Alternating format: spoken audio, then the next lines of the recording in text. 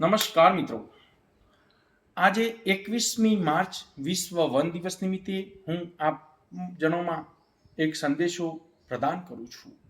મિત્રો, વનો અને વૃક્ષો આપના જીવનનો આધાર છે.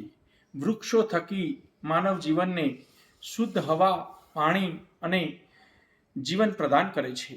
હાલની પરિસ્થિતિમાં ગ્રામ્ય કક્ષાએ તથા જ્યાં વનો છે ત્યાં લોકો વૃક્ષોનું કટિંગ બહુ મોટા પ્રમાણમાં કરી રહ્યા છે, જે કટિંગ થકી આપના માનવ જીવનમાં અને પ્રકૃતિમાં બહુ મોટા ફેરફારો થઈ રહ્યા છે.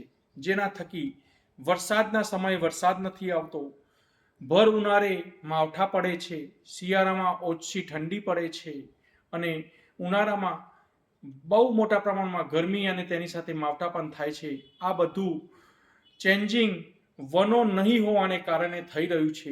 તેથી આપ સર્વેને નમ્ર વિનંતી છે કે બહુ ઓછા પ્રમાણમાં વૃક્ષો કાપો અને આગામી ચોમાસામાં વધુને વધુ વૃક્ષો વાવો અને વન સંપદાને બચાવીએ. આવો આપણે સૌ સંકલ્પ કરીએ અને વનોને બચાવીએ. જય હિન્દ, જય ભારત, જય જય ગરવી ગુજરાત.